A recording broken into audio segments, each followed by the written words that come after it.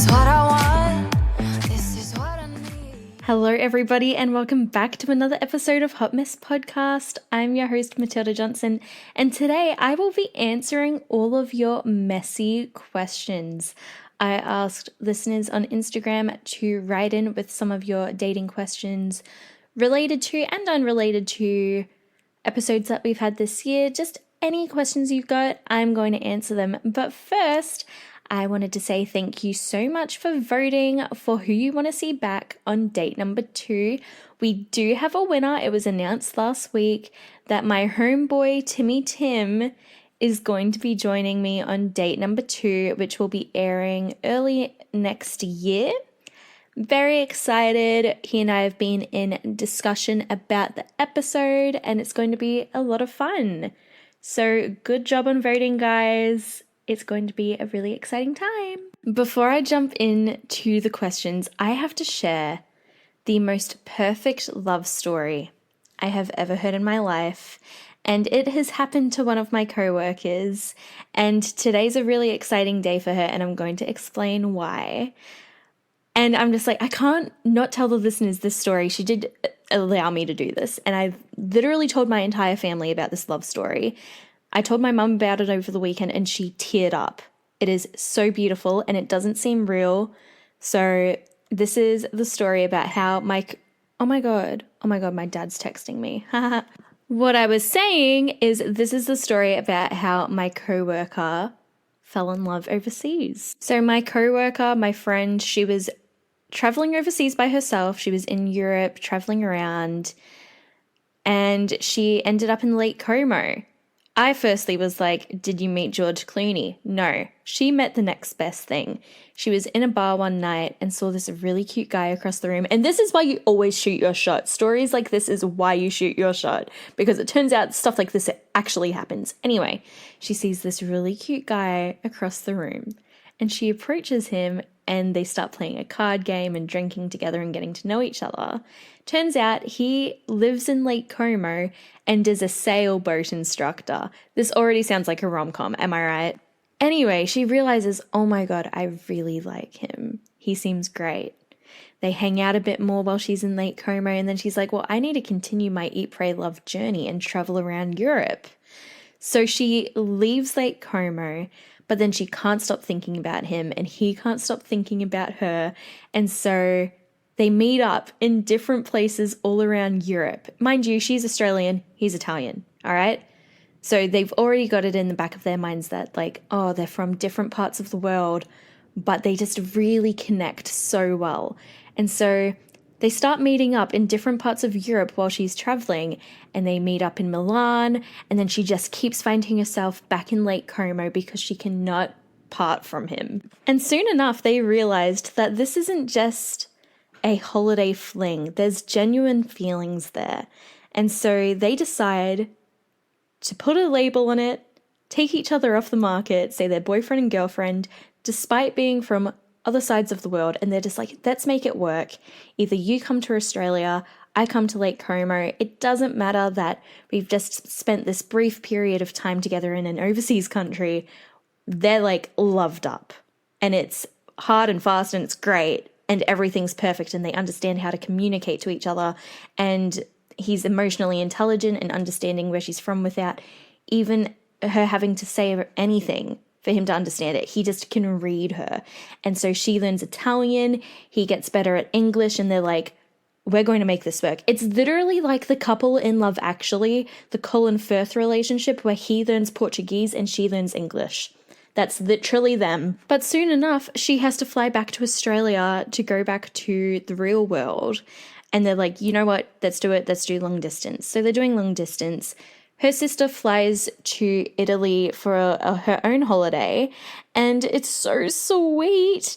Her boyfriend picked up her sister from the airport, took her out for dinner, got to know her, and like her family's FaceTimed him. She's met his family and his friends, and it is just so cute. And once she's back in Australia, they're like, you know what, like he's like, I want to come to Australia.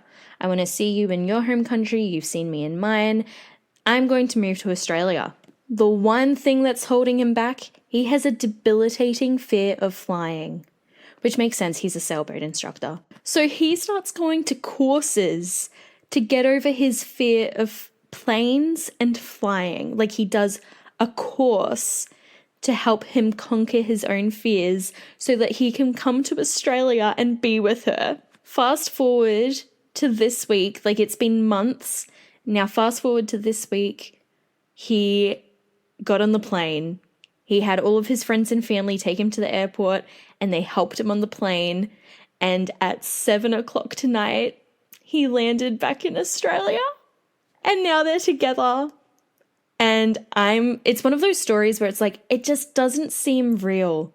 Meeting a sailboat instructor in Lake Como and falling madly in love to the point where you cannot be separated. Like you have to meet up in various parts of Europe. And then you just keep finding yourself back in Lake Como, and he has a fear of flying. So he goes to a course to get over that fear, to come to Australia to be with you. Like, I'm like, straight up, there needs to be a movie made about their relationship. It is so cute and so exciting. Anyway, I just needed to air that because I am so excited for him to be in the same country as her. It is the most beautiful and unreal love story I've ever heard. So congrats to the happy couple of being reunited today. It's so cute. Oh my god, just as I finished recording that little segment, I just saw in her close friends that they're together, and she posted saying, "And all is right with the world again."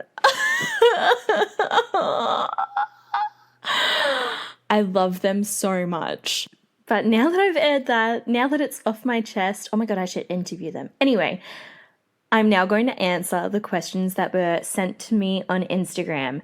There were about 50 sent to me by my sister, who just had questions about my shower routine. Lucy, please stop. I'm not going to answer them. The first question, of course, is who was your favorite podcast guest? Hee hee, hee hee. I cannot just pick one favorite guest, and I know that's probably sounding like an absolute cop-out, but I think everyone really brought something to the table. And no, like I asked a lot of the same questions to a lot of the same dates. However, all of them answered differently. Like I don't think there was ever really one of the same answer repeated and repeated, which was really refreshing, which means like I feel like I got a lot out of each date. I would say there were some that were probably just better than others, and like the vibes were better and the conversation was better and more like free flowing. However, I'm not going to name them. That's just for me to know and for you guys to never find out. What do you do when you're just not into it? So if I'm on a date or if I've started seeing somebody and I'm just like, look, the vibe's just not here, I think the best thing to do is just straight up be honest with the person, because there's nothing worse than either leading somebody on or, you know, we've all been in the position where somebody has kind of led us on as well. And the emotional roller coaster that you go on thinking that you're really getting to know somebody and then realizing that like they don't reciprocate those feelings is a truly horrible feeling. So I think the best thing to do is be honest pretty early on if you just don't think there's going to be a vibe there. And there are like many ways to do it gently. I think the best thing to do is just say, I've really enjoyed getting to know you. I think you're a terrific person. I don't think that this would go anywhere romantically. However, I have a lot of respect for you as an individual. And if you don't have a lot of respect to them as an individual, then that's fine too. I would probably send a similar message. However, if they made you uncomfortable, then I would definitely call them out on that behavior as well. I think the best thing to do in any of these situations is just to be honest about how that person made you feel. What is the ultimate red flag? Oh, there's literally so many. And I think the one thing I've really learned from all of these episodes is that there really are many different versions of red flags. I feel like the important thing is like differentiating between what's a red flag and what's an ick, because I do think they're very different. An ick is something that you can just kind of be like, ugh, that's a bit yuck, or like, I don't really enjoy like this weird habit that somebody has, or I don't like, I don't know, this style of shoes. And if I see somebody wearing them, I'm a bit like turned off by that. Whereas a red flag, I'm like, no, that's a serious sign that it's like you should not enter a relationship with that person. I think a red flag is a much deeper thing to look at. I think it's also way more psychological. I think a really good red flag to look out for in the early stages of dating when you're really just getting to know somebody is if they over idealize you and the relationship you could potentially have. For instance, if you're dating somebody, if you've like been out a few times and you're still really early on getting to know them and they're like, wow, I've just never met anybody like you. I connect with you in such a deep and meaningful way. I think you're an incredible person. It's like, that's all well and good. And that's not to say you aren't an incredible person. However, if you're really just getting to know this person, then they don't really know you on a deep enough level for them to be able to make up those decisions and like to really think that they understand you in that way. And I do think this is actually just an early stage of love bombing without it being, I feel like love bombing is a more extreme version of displaying love. I think this is like the very early onset of that.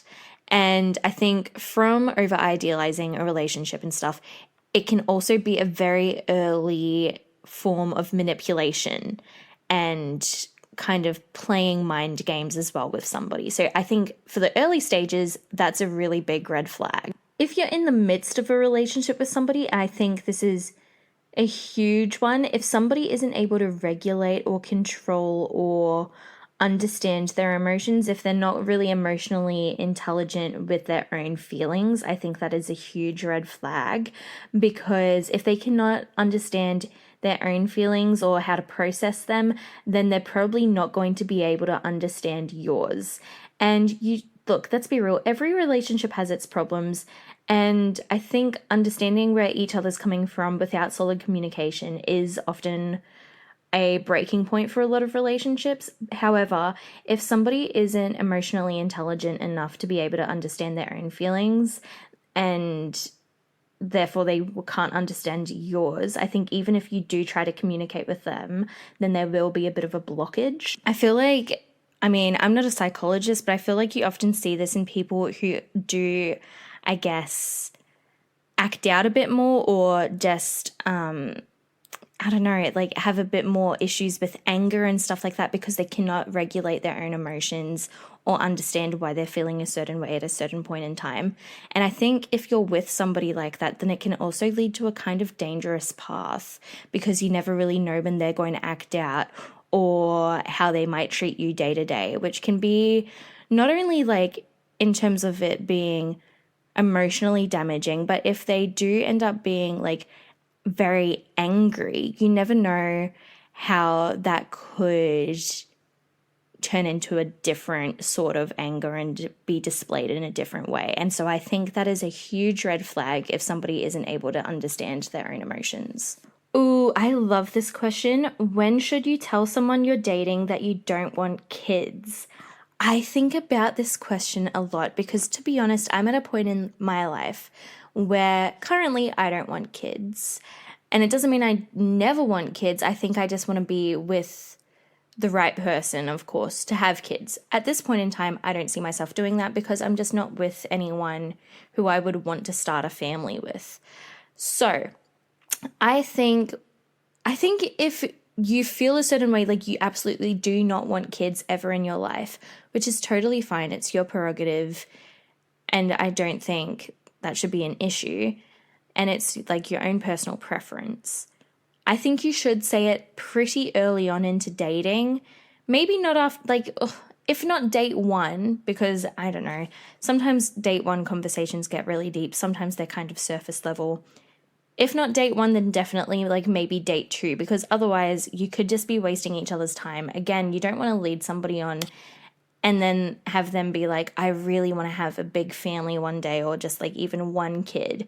And you're like, I absolutely cannot have kids, because then you're just going to make each other disappointed. So I think fairly early on, that is the time to have one of those discussions. Now, I don't know why I'm struggling with this question so much, but it's a red flag first date locations.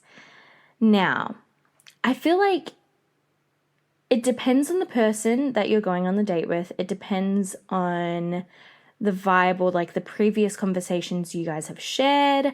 because there are many ways that like things could factor into this. I personally would not go to a McDonald's on a first date or something like that. I did once have a guy suggest that we have lunch at Subway on our first date, and I was just kind of like, I think we can do better than that. You know what I mean? Like maybe not a fast food restaurant. A chain restaurant, like I don't know, a Het Show in Mexico, sure, do that. But maybe not just like, and I know it's hard if like you've got a budget and stuff like that as well, but I think there are many other ways that you can have a first date on a budget without it feeling super cheap or like you don't value the person you're with. Because I don't know if that comes across really pretentious, but I feel like if somebody were to take me to like a McDonald's or a Subway or a KFC or something, then I would feel like that is their standard of what they want in a date or to see somebody. I'm not saying like start off really strong and take me out for like a $700 dinner. I'm just saying like if you want to woo me, if you want to like I guess not impress me, but make me feel like you really want to see me and make me feel special and I want to do the same for you, then that's actually display that in like putting some effort into the date. So maybe not a fast food restaurant. And you know what? I actually hate the idea of going with somebody on like a car ride to a lookout. To me, that just doesn't seem safe, nor does it feel very romantic. If anything, I would take that as, okay, you just want to have sex with me. You don't actually want to get to know me. Unless it's like, let's go have a picnic at this location. But I've heard of so many people being like, oh, our first date was a car ride to this place. And it wasn't like anything super spectacular. It's like, oh, we sat in the car. I don't know, like something about that just like kind of freaks me out a bit. I love this. This person just wrote in, fuck on the first date or nah. Which I think is just like the best way they could have worded it. Another person wrote in, what are your ethical boundaries around casual sex? So I feel like the two can go hand in hand. If we're talking, you're going on a date with somebody and you're having sex, look, again, I think it depends on the person. I think it depends on the vibe. I think it depends on the kind of discussions you've been having. Sometimes you get a really good connection out of sleeping with somebody. I personally, if I really, really like the person, wouldn't sleep with them on the first date just because it's like with anything. I don't want to really have the person get to know every single thing about me. Another one of the questions was like, do you think it's better to be mysterious on a first date or honest? I think you need to have a healthy medium. I think you need to be honest and like really show who you are, but you can't let somebody know every single thing about you on the first date, because then what do you do on the second date or the third date or the fourth date?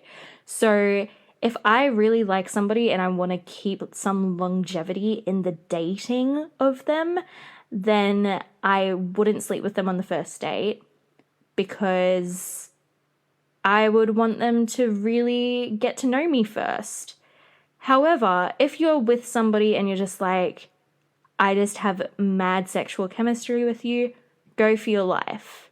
There's nothing wrong with that either. In terms of my ethical boundaries regarding casual sex, I think it's really important that if you're sleeping with a few different people, that you do get checks to see if you are carrying any STDs or if you have any STIs, because not only are you taking care of your own health, but then you're also not jeopardizing the health of whoever it is you're sleeping with.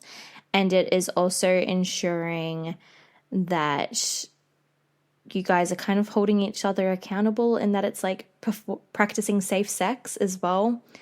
I think if you're casually sleeping with somebody, I mean, this is just me personally, I would make sure that I am having protected sex, because if I'm not wanting a relationship with the person, then I wouldn't want something to happen that holds myself or that person liable for each other's health. Or, for instance, as a woman, if I were to fall pregnant to somebody who I was having casual sex with, then there's a lot of consequences that can come from that, or, you know, various options and choices and decisions and conversations you have to have with the person you're sleeping with, that quite often people don't want to have those conversations if they're sleeping with somebody. I think it's really important to understand each other's boundaries with casual sex and make sure that you feel safe and that they feel safe and that there is a clear understanding of what each other wants also from that relationship that you have with them. I think as long as you guys are on the same page and no wires are getting crossed, then you can have casual sex successfully. However, it can be a slippery slope if you're not communicating what you do and don't like, if you're not protecting yourself and the other person from the consequences of having unprotected sex, and if you just aren't good at communicating how you're feeling and if you want to keep it casual as well. I think they're really important things to keep in mind if you're having casual sex. You guys might remember Gemma from the podcast. She messaged and asked, what's your highlights and lowlights from the year? Look, this year has been such a roller coaster of emotions for me. I think it's been probably one of my most difficult years. As I mentioned in the last episode, at the start of the year, I struggled with like a relapse of my eating disorder and going through a really tough breakup and stuff like that. So that's definitely like the lowest points of the year. I have a lot of highlights. Like I got to see my friend get married and I got to see my sister get married. I think there was a lot of really beautiful moments where I also got to celebrate other people's love. And so those are probably my dearest memories of the year, and just spending a lot of quality time with friends and people who I care about. I feel like I connected with a lot of people this year, and I'm really grateful for that. And for the successes that we've had with Hot Mess Podcast, I think I'm so grateful, and it's been a huge part of my year. So that's definitely the highlights. I think an important thing to remember in a year such as this where I've had lots of ups and downs is to like even think, the highlights might just be like a day here and there, but there's definitely been more than there have been lowlights. It's just that the lowlights were such big changes in my life that it's sometimes hard to think of the positives. And so I think it's really important to remember like, oh, look at this exciting thing that happened, and like think about all the people that you got to chat with and stuff. And it's like, those are the highlights. And it may not seem like a big picture thing. However, there's way more positives at the end of the day than there are negatives. Gemma also asked me, what would you love to tell your 10-year-old self and ask your 80-year-old self? That's so difficult. I think I'd just tell my 10-year-old self to not grow up too quickly, to enjoy being young, and to... I feel like I would want her to hold on to the love and confidence she had with herself. I think 10-year-old me, without getting too dark, I think, when you go through puberty, that's when your perception of yourself really changes. And so I think I would try to motivate her really early on to just be like, you're perfect as you are, and hold on to your youth. And then ask my 80-year-old self, I don't know. Maybe I'd just be like, did you have fun? Did you have a good time? Like, I wouldn't want to ask 80-year-old me if she fulfilled everything she wanted, because I feel like 80-year-old me, I don't know what she'd say, but I just want to know that, like, without sounding morbid, I just want to be like, have you had a lot of fun? Like, that's all I want to know, because currently I'm having a lot of fun and I hope it just continues for the rest of my life. This is a really beautiful question that I got sent through, and I'm really grateful for the person who sent it through. They asked me, how do I motivate myself to date? I think I'm demi, and that's why I find it so hard. So for those who don't know, demi is referring to demisexual. And when you're demisexual, basically it is the sexual... I've looked up the definition of it so I don't misinterpret anything or say the wrong thing. Demisexuality is a sexual orientation in which an individual does not experience primary sexual attraction, the type of attraction that is based on immediately observable characteristics such as an appearance or smell and is experienced immediately after a first encounter.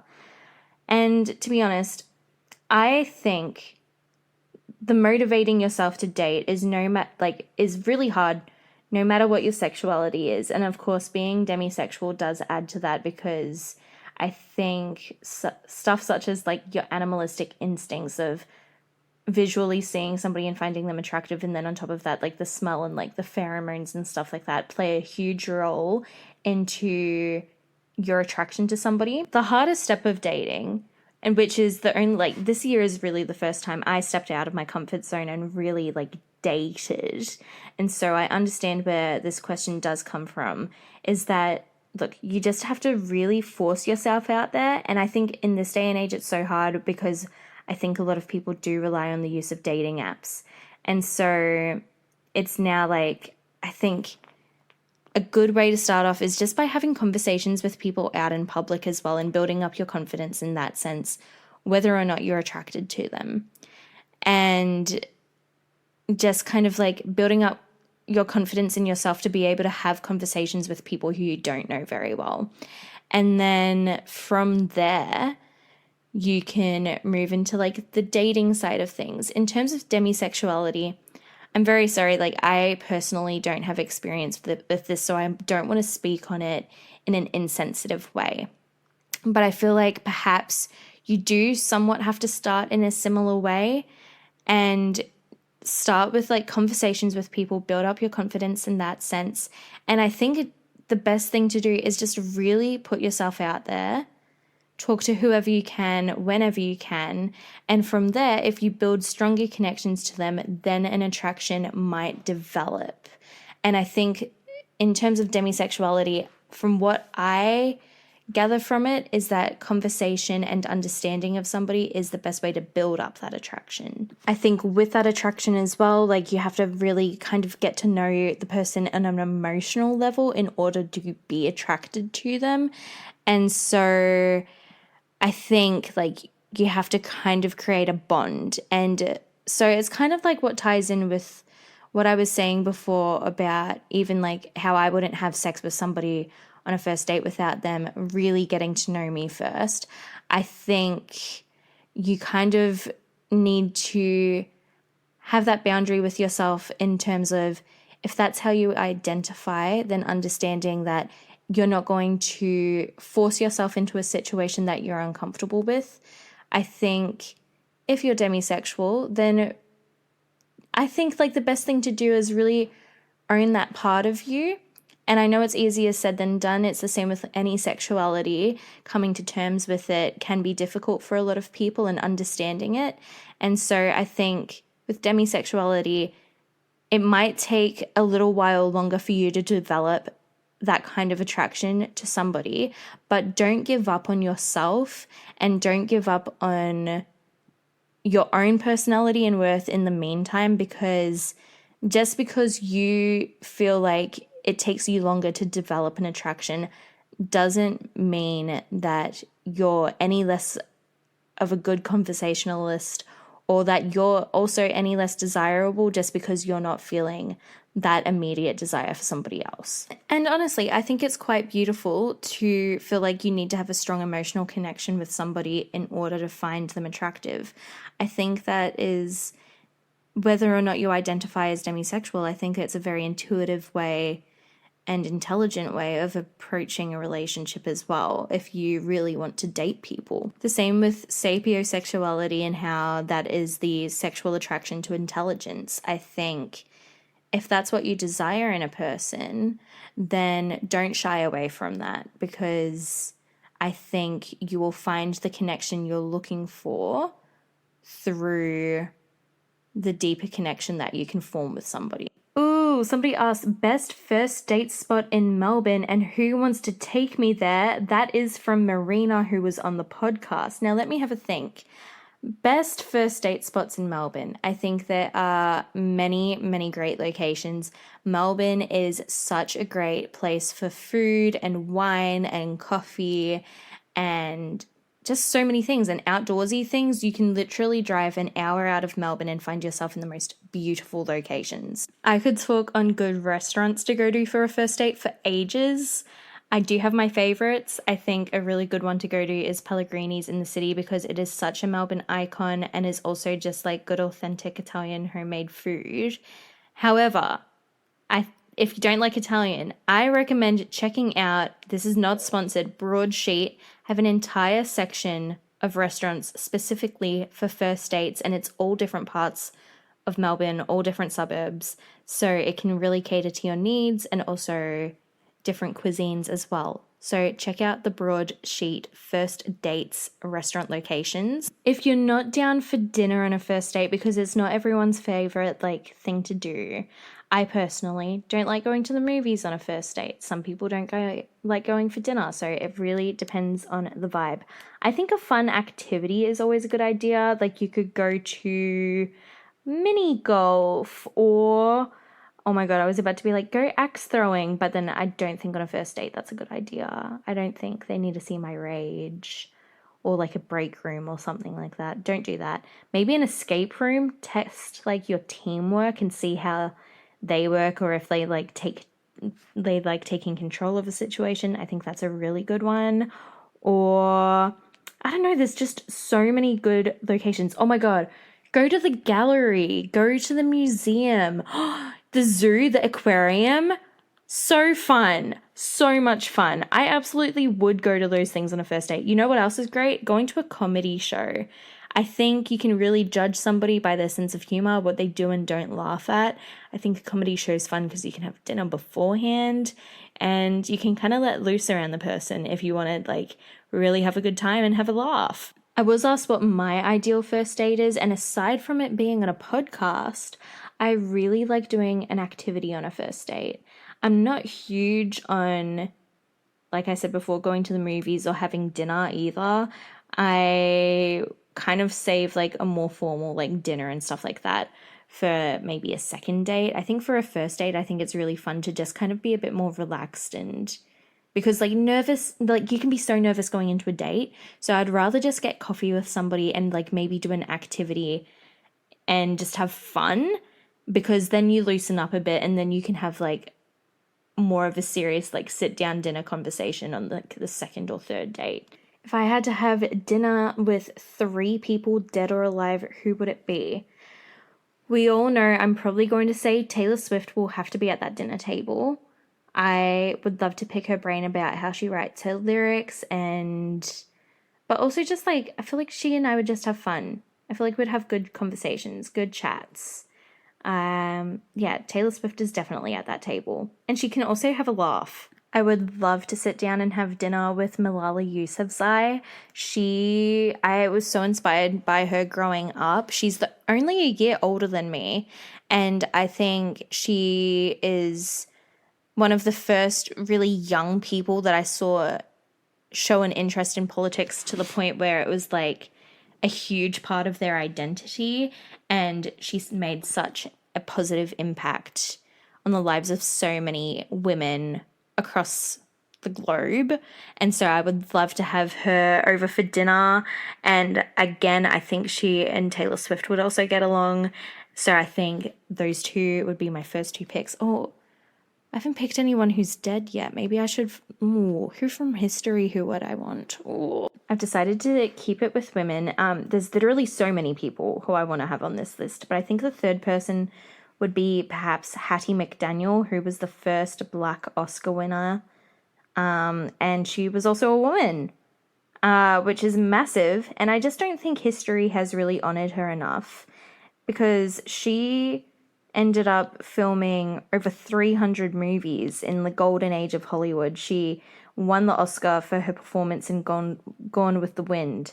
And I think she had a lot of different struggles and triumphs, but then also a lot of really difficult parts of her career where she was getting criticized by Black people and wasn't able to join the NAACP for a very, very long time because of the roles that she was playing. But yet she also paved the way for not just women, but also Black women in cinema in a time where they were not accepted. So I think she's very inspiring, and I would love to hear her story from her personally. And I just don't think it's something that we hear of enough. I can't keep it at 3. My 4th person, I know they only said 3. I think it would have to be Ruth Bader Ginsburg, who was the first woman in the Supreme Court Justice, and she fought for gender equality and women's rights throughout her career.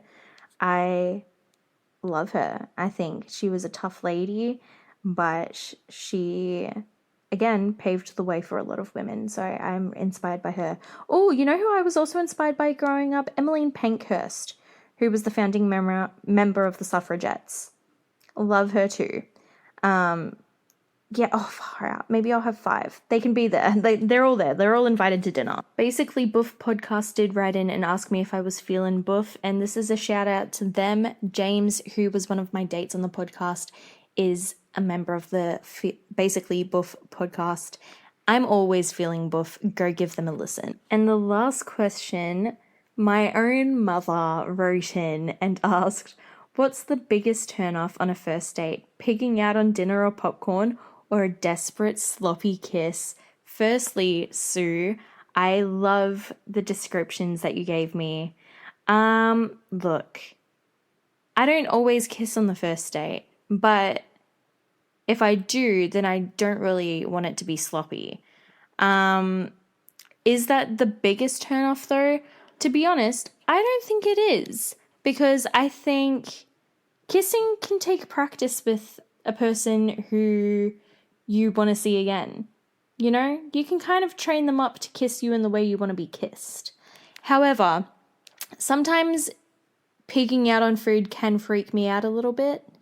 Not in a sense of like, you know, eating heaps. Go for your life. I love food. I'm more like pigging out like being an absolute mess with your food. That kind of scares me. I'm not super uptight with manners. However, I don't think it's the best thing on a first date to be overwhelmed by the way somebody's eating. With popcorn, oh, Mum, you know me so well. Popcorn is my favorite snack. I did go on a date to the movies with somebody. Maybe this is where my disdain for going on a date to the movies comes from, where we were sharing popcorn, and I've never shared popcorn again ever since this experience, where they would lick their fingers after every bite of popcorn and put it back in the popcorn, and then the popcorn became soggy. So I'm going to have to say my bigger turnoff is the food and popcorn scenario over the sloppy kiss, because of those scenarios. So thank you, Mum, so much for bringing that up. And that is all the questions we have time for. There were plenty more where that came from. I really appreciate every single one of you who wrote in. I'm sorry if I didn't answer every single question. Maybe we'll have to do a part 2. Maybe we'll have to do a part 2 after the second date and see if I have any different answers. Tim, don't let me down on the second date, because my opinions might change to some of these answers. Just kidding, no pressure.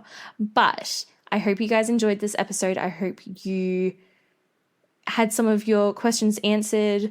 I hope I may have helped you in some way. And I hope you enjoyed the episode, and I look forward to chatting with you guys again soon. Remember to follow us at hotmess_podcast on TikTok and on Instagram, where you will see some very juicy updates on different things coming up over the next few weeks. Thanks again, guys. Love you heaps. Have a beautiful week.